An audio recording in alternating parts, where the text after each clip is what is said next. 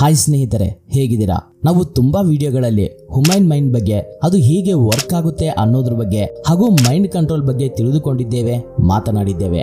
ಒಂದು ಗೊಂಬೆ ಹೇಗೆ ಕೆಲಸ ಮಾಡುತ್ತೆ ಅಂತ ಗೊತ್ತಿದ್ರೆ ಆ ಗೊಂಬೆ ಜೊತೆ ನಾವು ಆಟ ಆಡಬಹುದು.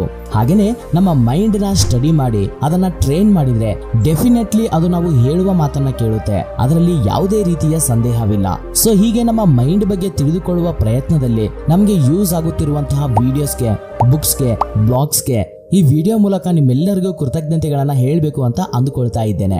ಅಂಡ್ ಇವತ್ತಿನ ಈ ವಿಡಿಯೋದಲ್ಲಿ ನಮ್ಮ ಮೈಂಡ್ಗೆ ಇರುವ ಪವರ್ನ ಹೇಗೆ ಯೂಸ್ ಮಾಡ್ಕೋಬೇಕು, ನಮ್ಮ ಮೈಂಡ್ ಸರಿಯಾಗಿ ಹೇಗೆ ಯೂಸ್ ಮಾಡಿದ್ರೆ ನಾವು ಸಕ್ಸಸ್ ಆಗ್ತೀವಿ ಅನ್ನೋದ್ರ ಬಗ್ಗೆ ಇವತ್ತಿನ ಈ ವಿಡಿಯೋದಲ್ಲಿ ಡೀಟೇಲ್ ಆಗಿ ನೋಡೋಣ.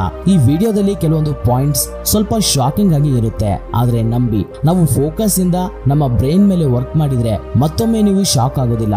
ತುಂಬಾ ಸಾರಿ ನಾವು ಒಂದು ಕೆಲಸವನ್ನ ಮಾಡೋದಕ್ಕೆ ಆಗದೇ ಇದ್ದಾಗ ನನ್ನಿಂದ ಆಗೋದಿಲ್ಲ ಅಂತ ಅಂದುಕೊಂಡರೆ ನಮ್ಮ ಮೈಂಡ್ ಯಾವಾಗ್ಲೂ ಅದನ್ನೇ ಆಲೋಚನೆ ಮಾಡುತ್ತೆ.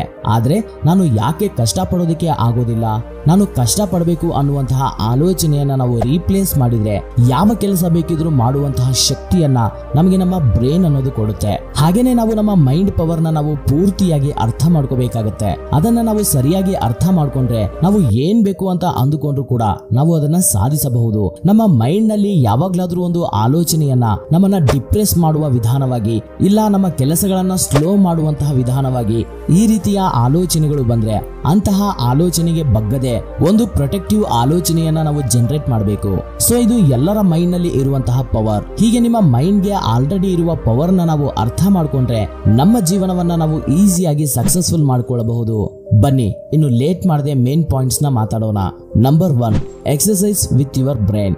2004 USA SR ರಂಗನಾಥನ್ ಅನ್ನುವಂತಹ ಒಬ್ಬ ವ್ಯಕ್ತಿ ಒಂದು ರಿಸರ್ಚ್ ನ ಮಾಡಿದ್ರು. ಆ ರಿಸರ್ಚ್ ಹೇಗೆ ಮಾಡಿದ್ರು ಅಂದ್ರೆ ಒಂದೆರಡು ಗ್ರೂಪ್ಸ್ ನ ತಗೊಂಡು ಆ ಎರಡು ಗ್ರೂಪ್ಸ್ ನಲ್ಲಿ ತುಂಬಾ ಜನರನ್ನ ಸಪರೇಟ್ ಮಾಡಿ ಕೂರಿಸಿದ್ರು. ಎರಡು ಗ್ರೂಪ್ಸ್ ಗೆ ಹೆಡ್ಫೋನ್ಸ್ ನ ಕೊಟ್ಟು ಒಂದು ಗ್ರೂಪ್ ನಲ್ಲಿ ಇರೋರಿಗೆ ಒಂದು ಆಡಿಯೋ ರೆಕಾರ್ಡ್ ನ ಕೇಳಿಸಿದ್ರು. ಅದರಲ್ಲಿ ಅವರ ಮೈಂಡ್ ಎಕ್ಸರ್ಸೈಸ್ ಮಾಡೋ ಹಾಗೆ ಗೈಡ್ ಮಾಡೋ ಒಂದು ಆಡಿಯೋ ರೆಕಾರ್ಡ್ ನ ಕೇಳಿಸಿದ್ರು. ಇನ್ನೊಂದು ಗ್ರೂಪ್ ಗೆ ಒಂದು ಕಾನ್ಫಿಡೆನ್ಸ್ ಆಡಿಯೋ, ಅಂದ್ರೆ ಎಕ್ಸರ್ಸೈಸ್ ಗೆ ಸಂಬಂಧ ಇಲ್ಲದೆ ಇರುವಂತಹ ಒಂದು ಆಡಿಯೋ ಕ್ಲಿಪ್ಪಿಂಗ್ಸ್ ನ ಕೇಳಿಸಿದ್ರು. ಎರಡು ಗ್ರೂಪ್ಸ್ ನ ಅನಲೈಸ್ ಮಾಡಿದಾಗ ಎಲ್ಲರೂ ಆಶ್ಚರ್ಯ ಪಡುವ ರಿಸಲ್ಟ್ಸ್ ಒಂದು ಬಂತು. ಅದು ಏನು ಅಂದ್ರೆ ಮೊದಲ ಗ್ರೂಪ್ ನಲ್ಲಿ ಇರೋರಿಗೆ ಎರಡನೆಯ ಗ್ರೂಪ್ ನಲ್ಲಿ ಇರೋರಿಗಿಂತ ಸ್ವಲ್ಪ ಜಾಸ್ತಿ ಮಸಲ್ಸ್ ಸ್ಟ್ರೆಂತ್ ಅನ್ನೋದು ಜಾಸ್ತಿ ಆಗಿತ್ತಂತೆ. ಆದ್ರೆ ಯಾವ ಗ್ರೂಪ್ ನಲ್ಲಿ ಇರೋರು ಎಕ್ಸರ್ಸೈಸ್ ಮಾಡೋ ಆಡಿಯೋ ರೆಕಾರ್ಡ್ ನ ಕೇಳಿದಾರೋ ಅವರ ಮಸಲ್ ಸ್ಟ್ರೆಂತ್ ಅನ್ನೋದು ಜಾಸ್ತಿ ಆಗಿದೆ. ಅಸಲಿಗೆ ಇದು ಹೇಗೆ ಸಾಧ್ಯ ಆಯಿತು? ಇಲ್ಲಿ ಸೈಂಟಿಸ್ಟ್ ಏನ್ ಹೇಳ್ತಿದ್ದಾರೆ ಅಂದ್ರೆ ಒಂದು ಫಿಸಿಕಲ್ ಎಕ್ಸರ್ಸೈಸ್ ಮಾಡ್ತಿರುವಾಗ ನಮ್ಮ ಮೈಂಡ್ ಇಂದ ಹೇಗೆ ಹಾರ್ಮೋನ್ಸ್ ರಿಲೀಸ್ ಆಗ್ತಾವೋ, ನಾವು ಎಕ್ಸರ್ಸೈಸ್ ಮಾಡ್ತಿರುವ ಹಾಗೆ ಒಂದು ಆಡಿಯೋ ಕ್ಲಿಪ್ಪಿಂಗ್ ನ ಕೇಳಿದ್ರು ಕೂಡ ಅದೇ ಹಾರ್ಮೋನ್ಸ್ ರಿಲೀಸ್ ಆಗುತ್ತಿದ್ದಾವೆ. ಸೊ ನಾವು ತಿಳ್ಕೋಬೇಕಾಗಿರೋದು ಏನಂದ್ರೆ ನಾವು ಅಂದುಕೊಂಡ ಹಾಗೆ ಫಿಕ್ಸೆಡ್ ಹಾಗೆ ನಮ್ಮ ಮೈಂಡ್ ವರ್ಕ್ ಆಗೋದಿಲ್ಲ. ನಮ್ಮ ಊಹೆಗೂ ಸಿಗದಷ್ಟು ಚೆನ್ನಾಗಿ ನಮ್ಮ ಮೈಂಡ್ ಅನ್ನೋದು ವರ್ಕ್ ಆಗುತ್ತೆ. ನಮಗೆ ಅದರ ಪೊಟೆನ್ಶಿಯಲ್ ಗೊತ್ತಿದ್ರೆ ಇನ್ನೂ ಎಷ್ಟೋ ಆಶ್ಚರ್ಯ ಪಡುವ ವಿಚಾರಗಳನ್ನ ನಮ್ಮ ಮೈಂಡ್ ನಮಗೆ ತೋರಿಸೋದ್ರ ಜೊತೆಗೆ ನಮ್ಮ ಜೊತೆ ಮಾಡಿಸುತ್ತೆ. Weakness is equal to strength. ತುಂಬಾ ಸಾರಿ ನಮ್ಮಲ್ಲಿರುವ ವೀಕ್ನೆಸ್ ನ ನಮ್ಮ ಸುತ್ತ ಇರೋರು ಜನರು ಹೇಳೋದ್ರಿಂದಾನೋ ಇಲ್ಲ ನಮ್ಮ ಸ್ವಂತವಾಗಿ ತಿಳಿದುಕೊಳ್ಳೋದ್ರಿಂದಾನೋ ಆ ವೀಕ್ನೆಸ್ ಅನ್ನ ಬೆಳೆಸಿ ನಾವು ಪೋಷಣೆಯನ್ನ ಮಾಡ್ತಾ ಇರ್ತೀವಿ. ಅಂದ್ರೆ ಒಂದು ವಿಧಾನವಾಗಿ ನಾವು ಬೇರೆಯವರು ಹೇಳುವ ಮಾತುಗಳನ್ನ ಕೇಳ್ತೀವಿ, ನಮಗೆ ಆ ವೀಕ್ನೆಸ್ ಇದೆ ಅಂತ ಒಪ್ಪಿಕೊಳ್ತೀವಿ. ಅದರಿಂದ ಯಾವುದಾದರೂ ಕೆಲಸದಲ್ಲಿ ಫೇಲ್ ಆದ್ರೆ ನಮಗೆ ಆ ವೀಕ್ನೆಸ್ ಇದೆ ಅಲ್ವಾ, ನಾವೇನ್ ಮಾಡ್ತೀವಿ ಬಿಡು ಅಂತ ಅಂದುಕೊಳ್ತೇವೆ. ಇದ್ರ ಬಗ್ಗೆ ಒಂದು ಸ್ಟಡಿ ಮಾಡಿದ್ದಾರೆ. ಇದರಲ್ಲಿ ರಿಸರ್ಚರ್ಸ್ ಏನ್ ತಿಳ್ಕೊಂಡಿದ್ದಾರೆ ಅಂದ್ರೆ ಯಾವಾಗ ನಮ್ಮಲ್ಲಿರುವ ವೀಕ್ನೆಸ್ ಗೆ ಕೂಡ ಒಂದು ಪಾಸಿಟಿವ್ ಎಫೆಕ್ಟ್ಸ್ ಇರುತ್ತೆ ಅಂತ ಗ್ರಹಿಸ್ತಾರೋ ಅವರು ಅದನ್ನ ಜಾಸ್ತಿಯಾಗಿ ಎಕ್ಸಿಬಿಟ್ ಮಾಡ್ತಾರೆ. ಉದಾಹರಣೆಗೆ ನನ್ನ ಸ್ನೇಹಿತನೊಬ್ಬನಿಗೆ ಲೇಜಿನೆಸ್ ಇದೆ, ಆದ್ರೆ ಯಾವಾಗ್ಲಾದ್ರೂ ಒಂದು ಚಿಕ್ಕ ಕೆಲಸ ಮಾಡಿದ್ರು ಕೂಡ ಅದನ್ನ ಕರೆಕ್ಟ್ ಆಗಿ ಮಾಡ್ತಾನೆ. ಸೊ ಎಲ್ಲರ ಹಾಗೆ ಅವನು ಕೂಡ ಅವನಲ್ಲಿ ಇರುವ ಲೇಜಿನೆಸ್ ನೇ ನೋಡ್ದ. ಆದ್ರೆ ಈ ಸರಿ ಏನಾಯ್ತು ಅಂದ್ರೆ ಒಬ್ಬ ವ್ಯಕ್ತಿ ನನ್ನ ಫ್ರೆಂಡ್ ನ ಕರೆದು, ನೀನು ಏನೇ ಕೆಲಸ ಮಾಡಿದ್ರು ಕರೆಕ್ಟ್ ಆಗಿ ಮಾಡ್ತೀಯ ಮಾರಯ್ಯ, ಇದೆಲ್ಲ ಹೇಗೆ ಸಾಧ್ಯ ಆಗುತ್ತೆ ನಿನಗೆ ಅಂತ ಕೇಳಿದ್ರು. ಅವತ್ತಿನಿಂದ ಅವನು ಅವನ ವೀಕ್ನೆಸ್ ನೋಡುವ ಆಂಗಲ್ ಅನ್ನ ಬದಲಾಯಿಸಿಕೊಂಡ. ಅವನು ಮಾಡುವ ಕೆಲಸಗಳನ್ನ ಹೇಗೆ ಕರೆಕ್ಟ್ ಆಗಿ ಮಾಡ್ತಿದ್ದಾನೆ ಅನ್ನೋದನ್ನ ಗಮನಿಸಿದ. ಅವನ ವೀಕ್ನೆಸ್ ನಲ್ಲಿ ಒಂದು ಸ್ಟ್ರೆಂತ್ ಇದೆ ಅಂತ ತಿಳಿದುಕೊಂಡ. ಈ ಪಾಯಿಂಟ್ ನಲ್ಲಿ ನಾವು ತಿಳಿದುಕೊಳ್ಳಬೇಕಾಗಿರೋದೇನೆಂದ್ರೆ ಆತುರ ಪಟ್ಟು ನಿಮ್ಮ ವೀಕ್ನೆಸ್ ನ ನೀವು ನಂಬಬೇಡಿ. ಅದರಲ್ಲಿ ಇರುವಂತಹ ಸ್ಟ್ರೆಂತ್ ನ ಒಂದು ಬಾರಿ ಗಮನಿಸಿ. Imagine and achieve. ದೊಡ್ಡ ಕಂಪನಿಯಲ್ಲಿ ತುಂಬಾ ಕಷ್ಟ ಆಗೋ ಟಾಸ್ಕ್ ಇರ್ತವೆ. ಇನ್ನು ನಾಸಾ, ಇಸ್ರೋಗಳಂತಹ ವರ್ಕ್ ಪ್ಲೇಸಸ್ ಗಳಲ್ಲಿ ವರ್ಕ್ ಹೇಗಿರುತ್ತೆ ಆಗುತ್ತೆ ಅಂತ ನಾವು ಊಹಿಸಿಕೊಳ್ಳಬಹುದು. ಹೇಗೆ ಇಷ್ಟು ಜನ ಇದನ್ನೆಲ್ಲ ತಡೆದುಕೊಂಡು ಕೆಲಸ ಮಾಡ್ತಿದ್ದಾರೆ?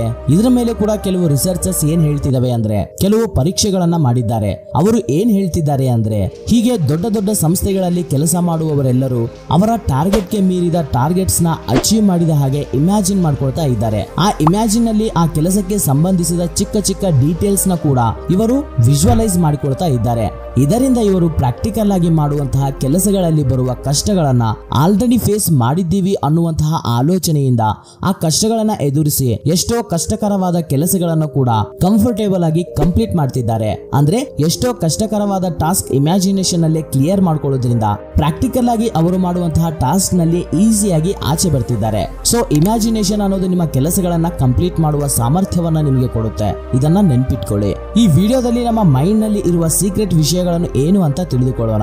ಅದನ್ನ ಹೇಗೆ ಯೂಸ್ ಮಾಡ್ಕೋಬೇಕು ಅದನ್ನು ಕೂಡ ತಿಳಿದುಕೊಳ್ಳೋಣ. ಹಾಗೇನೆ ನಿಮ್ಮ ಬ್ರೈನ್ ಪವರ್ ನ ಹೇಗೆ ಇಂಪ್ರೂವ್ ಮಾಡ್ಕೋಬೇಕು ಹೇಳ್ತೀನಿ. Control your mind power. ತುಂಬಾ ಜನ ಅವರಿಗೆ ಇರುವ ದೊಡ್ಡ ಪವರ್ ನ ಅವರಿಗೆ ಅಗೇನೆಸ್ಟ್ ಆಗಿ ಬಳಸಿಕೊಳ್ತಿದ್ದಾರೆ. ಯಾವಾಗ ನಾವು ಬದಲಾಗೋದಿಲ್ಲ ಅಂತ ನಾವೇ ಬಲವಾಗಿ ನಂಬುತ್ತೇವೆಯೋ ಆಗ ನಮ್ಮನ್ನ ಯಾರು ಕಾಪಾಡೋದಕ್ಕೆ ಆಗೋದಿಲ್ಲ. ಯಾಕೆ ಅಂದ್ರೆ ನಾವು ಬದಲಾಗೋದಿಲ್ಲ ಅಂತ ನಾವೇ ನಂಬಿದ್ರೆ ನಮ್ಮ ಮೈಂಡ್ ಕೂಡ ಅದನ್ನೇ ನಂಬುತ್ತೆ. ಸೊ ಇಂತಹ ಐಡಿಯಾ ನಿಮ್ಮ ಮೈಂಡ್ ಗೆ ಬಂದ್ರೆ ಅದು ತಪ್ಪು. ಅದು ಒಂದು ಫಾಲ್ಸ್ ಥಾಟ್ಸ್ ಅಂತ ಗ್ರಹಿಸಿ ನಿಮ್ಮ ಮೈಂಡ್ ಮೇಲೆ ಕಂಟ್ರೋಲ್ ನ ಮತ್ತೆ ನೀವು ದಕ್ಕಿಸಿಕೊಳ್ಳಿ. ನಿಮ್ಮ ಬ್ರೈನ್ ಗೆ ನೀವೇ ಮಾಸ್ಟರ್ ಅಂತ ತಿಳಿದುಕೊಳ್ಳಿ. Imagination is your super power. ನಮ್ಮಲ್ಲಿ ಇರುವ ನೆಗೆಟಿವ್ ಥಾಟ್ಸ್ ನ ಇಲ್ಲ ನಮಗೆ ಯೂಸ್ ಆಗದೇ ಇರುವಂತಹ ಲಕ್ಷಣಗಳನ್ನ ನಾವು ಬದಲಾಯಿಸಬೇಕು ಅಂದ್ರೆ ನಿಮಗೆ ಇರುವ ಇಮ್ಯಾಜಿನೇಷನ್ ಅನ್ನೋ ಸೂಪರ್ ಪವರ್ ನ ಬಳಸಿಕೊಳ್ಳಿ. ಹೇಗೆ ಅಂದ್ರೆ, ನೀವು ಇಂಟ್ರೋವರ್ಟ್ ಅಂತ ಅಂದುಕೊಳ್ಳೋಣ. ಅಂದ್ರೆ ಜನರ ಜೊತೆಗೆ ನೀವು ಜಾಸ್ತಿ ಸೇರೋದಿಲ್ಲ. ಸೊ ಈ ಅಭ್ಯಾಸವನ್ನ ಬದಲಾಯಿಸಿಕೊಳ್ಬೇಕು ಅಂತ ಇದ್ದೀರಾ. ಅದನ್ನ ಇಮ್ಯಾಜಿನೇಷನ್ ಇಂದ ಜಯಿಸಬಹುದು. ಯಾವ ರೀತಿಯಾಗಿ ಅಂದ್ರೆ, ನಿಮ್ಮ ಇಮ್ಯಾಜಿನೇಷನ್ ಅಲ್ಲಿ ನೀವು ನಿಮ್ಮ ಫ್ರೆಂಡ್ಸ್ ಜೊತೆ ತುಂಬಾ ಎಕ್ಸ್ಟ್ರೋವರ್ಟೆಡ್ ಆಗಿ ಇರೋ ಹಾಗೆ ಊಹಿಸಿಕೊಳ್ಳಿ. ಖುಷಿಯಿಂದ ಇರೋ ಹಾಗೆ, ತುಂಬಾ ಎಂಜಾಯ್ ಮಾಡ್ತಿರೋ ಹಾಗೆ, ನೀವು ವರ್ಕ್ ಅಲ್ಲಿ ಇದ್ದಾಗ ನಿಮ್ಮ ಕೊಲೀಗ್ಸ್ ಜೊತೆ ಮಾತಾಡ್ತಿರುವ ಹಾಗೆ, ವೀಕೆಂಡ್ ಅವ್ರ ಜೊತೆ ಪಾರ್ಟಿಗೆ ಹೋಗುತ್ತಿರುವ ಹಾಗೆ ಒಂದು ರಿಪೀಟೆಡ್ ಇಮ್ಯಾಜಿನೇಷನ್ ಅನ್ನ ಮಾಡಿಕೊಳ್ಳಿ. ತದನಂತರ ರಿಯಾಲಿಟಿನಲ್ಲಿ ಪ್ರಾಕ್ಟಿಕಲ್ ಆಗಿ ನೀವು ಆಶ್ಚರ್ಯ ಮಾಡೋ ಹಾಗೆ ನೀವೇ ಅವರ ಜೊತೆ ಹೊಸದಾಗಿ ತುಂಬಾ ಚುರುಕಾಗಿ ರಿಯಾಲಿಟಿನಲ್ಲಿ ಮಾತಾಡ್ತೀರಾ. ಸೊ ಮರಿಬೇಡಿ, imagination is your super power. So ಇದು ಸ್ನೇಹಿತರೆ ಇವತ್ತಿನ ವಿಡಿಯೋ. ಮತ್ತೊಂದಿನ ಮತ್ತೊಂದು ಹೊಸ ಟಾಪಿಕ್ ಜೊತೆ ನಿಮ್ಮ ಮುಂದೆ ಇರ್ತೀನಿ, ನಿಮ್ಮ ಸಹೋದರ. Thank you for watching this video. ಜೈ ಹಿಂದ್.